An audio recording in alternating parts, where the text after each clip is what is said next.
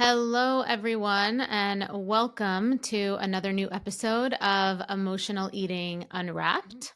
I'm your host, Alana Kessler, and I am excited to be here today.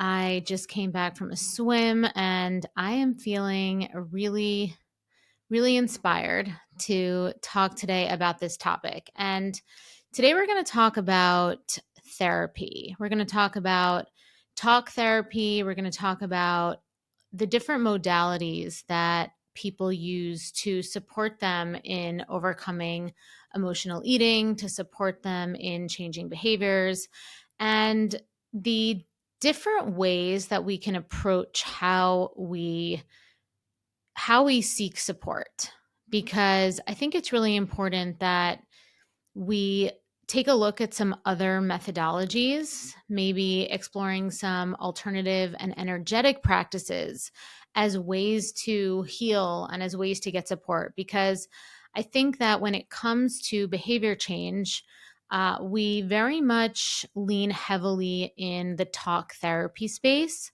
And I want to talk today a little bit about another point of view I have around that. Now, I'm not going to hate on talk therapy. I'm a huge fan of talk therapy. I think talk therapy is so helpful. I have engaged in talk therapy and invested in talk therapy for so many years of my life. I would say that I started therapy when I was about 18 years old. I put myself into therapy in college, and it was so amazingly helpful for me to be able to just say things out loud, make these connections, feel heard without judgment, feel heard without being scared of some sort of reaction from the person that I was telling, or really being able to just say things in a completely unfiltered manner. And for me, as somebody who held in my feelings a lot, it was definitely one of my triggers for emotional eating. Having that really safe space to speak and use my words and have my voice be heard in that way was extremely important. And I want to say that there does come a point, and that's really what this episode is about. There does come a point where it is my personal opinion that talk therapy can end up becoming a bottleneck in your healing.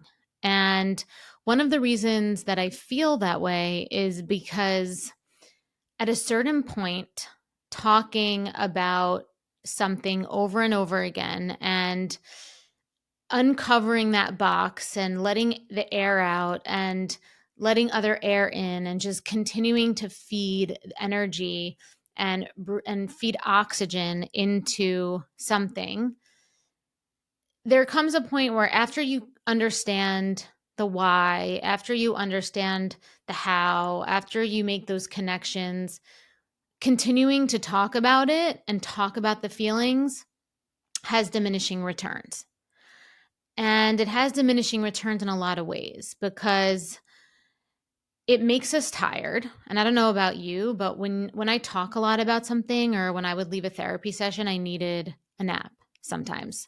It is extremely energetically depleting and sometimes can be emotionally exhausting to talk about something that is a struggle or painful, even if there's also a part of it that is really um that's really energetically generative.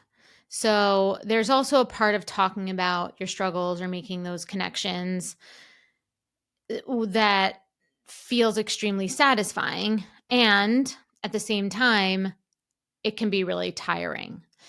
And we don't have unlimited energy stores. And when we're in a phase in our lives where when we're in a phase in our lives where we're trying to heal or we're trying to work through some things, it takes a lot of energy to heal. And there's a couple of parts of healing. There's the healing where you need to understand the how you got here and uncover some of the unconscious things that maybe you didn't realize we're triggering your behavior, for example, emotional eating, um, addictive behaviors, weight gain, weight gain, as I said in other episodes, can be a symptom of emotional eating. And there's that piece of it. And then there's the piece of it where we take that understanding and now we have to actually create the new pathway. And there comes a point where there's not enough energy to necessarily spend so much.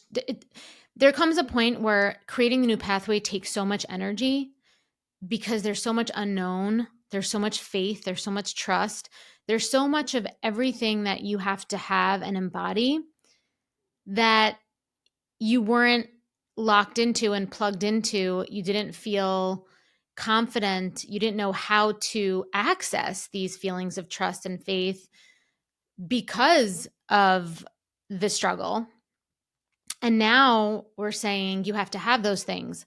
And so it's really important to recognize that to build up those skills of trust and faith and living in the unknown and putting yourself out there and potentially even feeling feelings again that you're trying to avoid with the coping behaviors, that takes a lot of energy.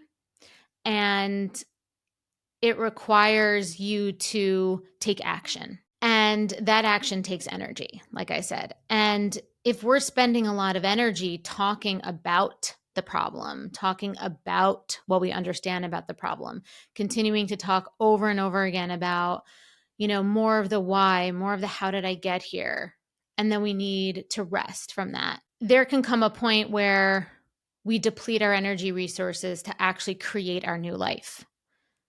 So healing isn't just getting to the root of the issue and healing and healing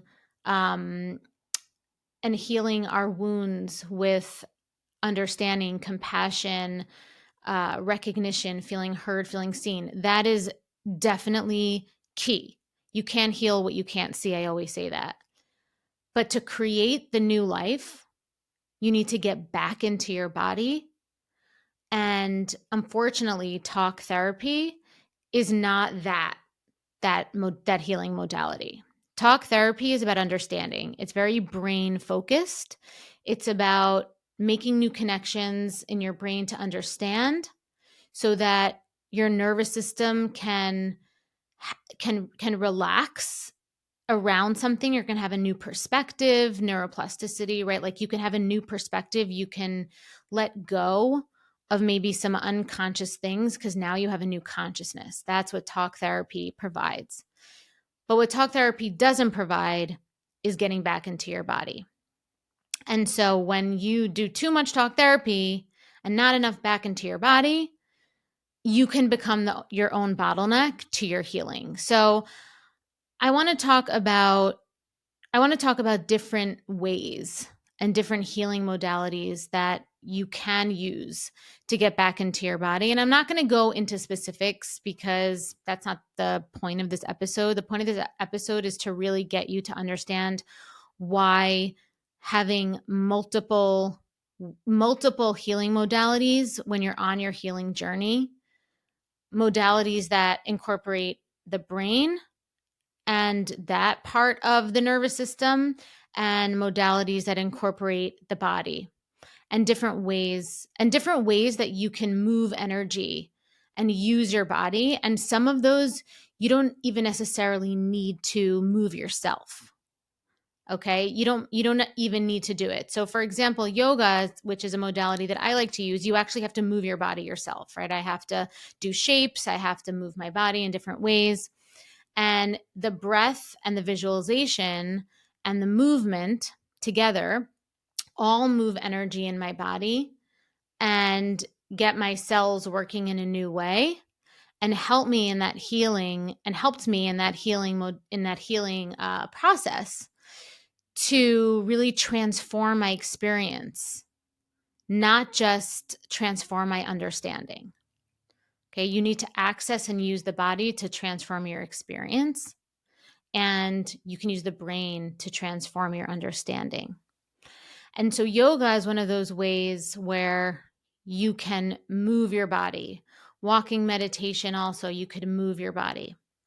But let's say you're somebody who doesn't necessarily have the ability to move your body like yoga or to walk, right? But you want to still get energy moving through your body, and you want to be able to shut off your brain, and you still want to get that benefit of the breath and the moving of energy through your body.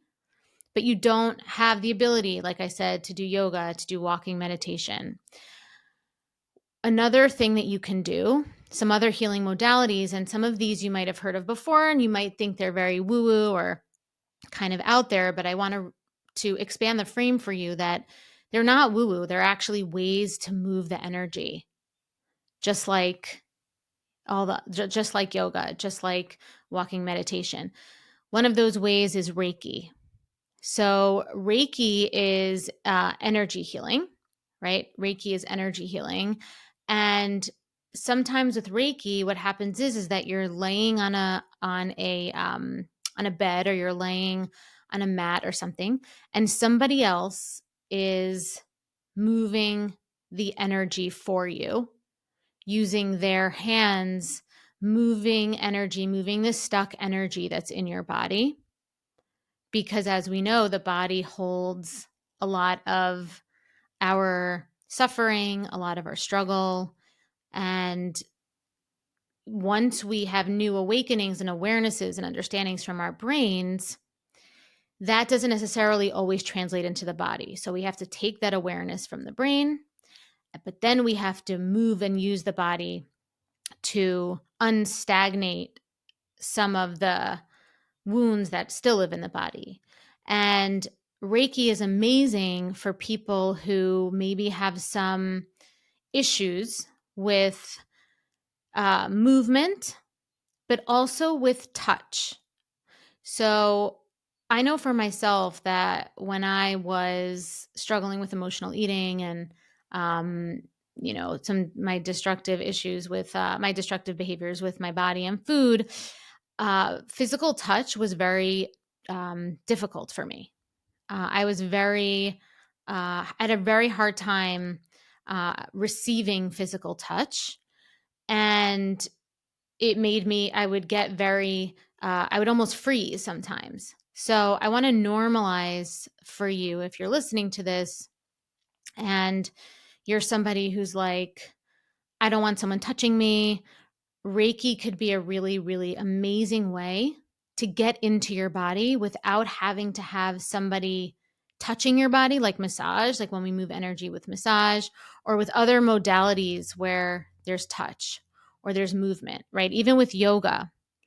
I know I'm a yoga teacher, and I would always ask people before I would teach them yoga if anybody has an issue with adjustments, because not everybody wants someone's hands on them, on their actual physical body. And so Reiki, even though it might sound woo woo, is amazing. And I have done Reiki before, and it might seem like, what is someone doing?